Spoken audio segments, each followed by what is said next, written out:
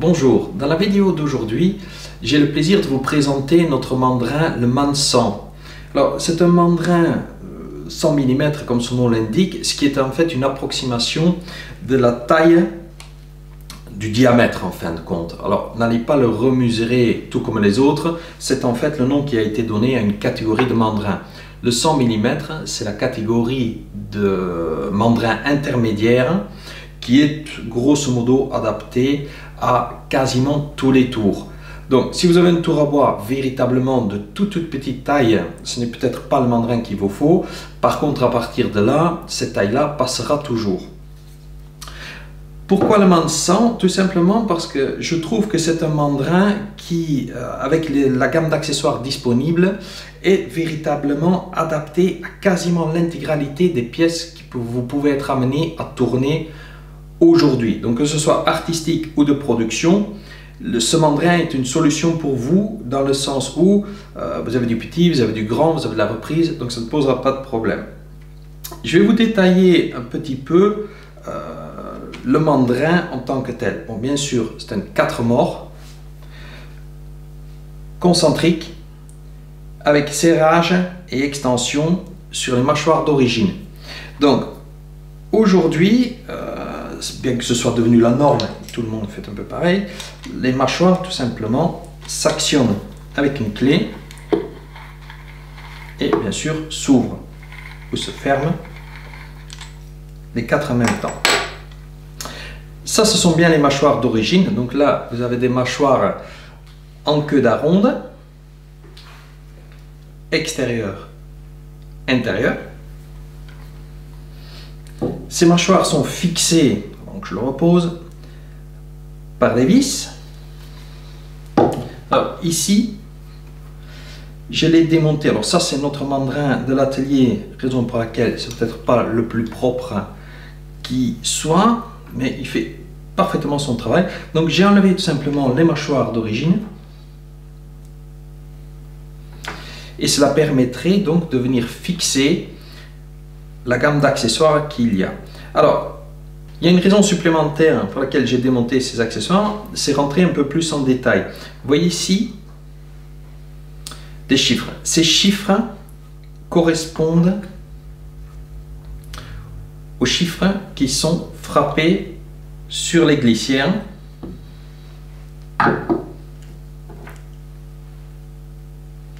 et sur les mâchoires. Gardez toujours bien ces chiffres en équation, c'est-à-dire le 3 avec le 3, le 2 avec le 2. Tout simplement parce que le numéro 4 est celui qui est le plus important pour nous parce qu'il a la butée. Donc cette butée est en fait votre sécurité, c'est-à-dire que cette butée va empêcher les glissières et donc les mâchoires de quitter le mandrin. Vous pourrez dépasser un petit peu, mais ils ne pourront jamais quitter le corps du mandrin pendant le travail. Donc, ne jamais démonter et surtout, ne jamais enlever pour essayer de gagner quelques millimètres. Alors, en standard, votre mandrin est livré avec un taraudage M33. Ce taraudage, qui aujourd'hui fait véritablement partie de la norme, quasiment toutes les machines sont à ce diamètre-là, même les machines destinées au marché américain commencent à être aperçues en Europe avec un M33 par 3.5. Il existe pour des machines, on va dire, plus anciennes ou encore plus exotiques, des adaptateurs. Donc, vous partez du M33, on visse une bague dedans et normalement, ça devrait s'adapter à votre tour s'il est un peu standard. Sur l'extérieur de cette bague, vous voyez qu'il y a, alors sur deux circonférences différentes, là, vous voyez qu'il est plus proche que là, il y a des vis de blocage. Ces vis de blocage servent uniquement si votre tour à bois possède deux sens de rotation. Si vous avez deux sens de rotation, vous êtes obligé d'aller bloquer le mandrin sur l'arbre de votre tour. Si vous n'avez qu'un sens, ça n'a aucun intérêt. Vous avez même plutôt intérêt d'enlever ces bagues qui pourraient éventuellement abîmer le filetage de votre axe. Mais si vous voulez bien sûr employer le double sens, vous devrez décider lequel des deux tombe dans un espace dédié à ça et donc n'abîme pas votre arbre. Vous aurez du coup deux blocages, les deux autres vous le supprimez, vous enlevez les vis, de façon à toujours pouvoir fixer votre mandrin sans abîmer quoi que ce soit. C'est relativement important parce que sur la majorité des mandrins, on n'a qu'une circonférence, qu'un positionnement de ces vis-là. Si vous n'avez pas de chance, vous pouvez tout abîmer ou tomber au mauvais endroit, en tout cas marquer assez grossièrement votre arbre. Donc faites très attention avec ces blocages-là. Je vais vous parler un petit peu en détail maintenant avec les accessoires. Donc comme je vous ai dit, du moment où vous avez démonté votre paire de jeux, enfin, vos 4 mâchoires d'origine, vous avez toute une panoplie d'accessoires qui existent pour ce mandrin-là. Si on attaque par le petit, pour serrer plus petit, il existe 2 paires de mâchoires, enfin 2 ensembles de mâchoires. Ce qu'on appelle les morlons, qui sont ici. Donc cylindrique à l'intérieur et juste avec 2 dents à l'extérieur. Vous pouvez très bien percer une pièce à un diamètre qui correspond à la gamme, la portée de cette mâchoire-là, et vous prendre directement dans le perçage. Pour le serrage, c'est un cylindre. Plus vous êtes proche du cylindre, moins vous marquerez votre pièce. Donc là, un serrage à un diamètre nettement inférieur à ce que font les mâchoires d'origine. La deuxième paire, le deuxième ensemble qui existe est quant à lui étagé. Donc en serrage, toute la hauteur que vous ne voyez pas malheureusement, mais est dentée, enfin crantée. Donc vous pouvez serrer jusqu'à du très fin. Par contre, cette surface-là sera obligatoirement marquée. Et pareil, sur l'extérieur, vous pouvez percer à différents diamètres et venir prendre en extension directement dans les trous réalisés au préalable. Ça, c'est particulièrement apprécié pour les gens qui fabriquent des moulins à poivre, moulins à sel, parce qu'on peut se prendre directement dans les alaisages qui ont été faits au préalable. Grand mort, pas grand chose à expliquer, sauf que on prend les capacités d'origine et on les augmente. Donc là, c'est du denté, ça marque, parce qu'en règle générale, lorsqu'on dit grand mort, on dit pièce plus grande, plus imposante, plus lourde ou avec plus d'inertie. Donc, vaut mieux que ça tienne véritablement comme il faut. Entre toutes ces mâchoires, il existe des accessoires qui s'appellent des anneaux lapidaires. Alors là, il y a différentes tailles, grand, moyen et petit.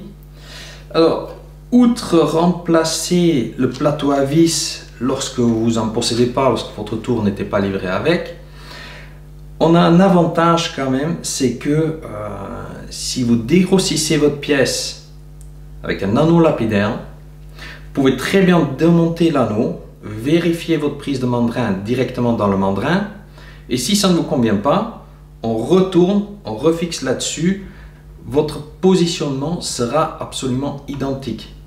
Donc obligatoirement, votre pièce sera recentrée au maximum.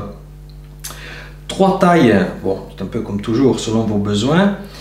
Grand et moyen vont se fixer sur des mâchoires d'origine. Par contre, le petit ne se fixera que sur des mâchoires de taille inférieure.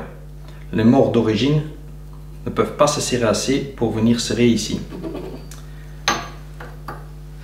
Une autre méthode moins employée, mais qui est quand même utile lorsque les pièces sont un peu petites pour le plateau à vis ou pour l'anneau lapidaire, est la queue de cochon. Donc, la queue de cochon, on préperce le bois, on le visse, enfin, on a installé la queue de cochon dans le mandrin et on le visse tout simplement dessus.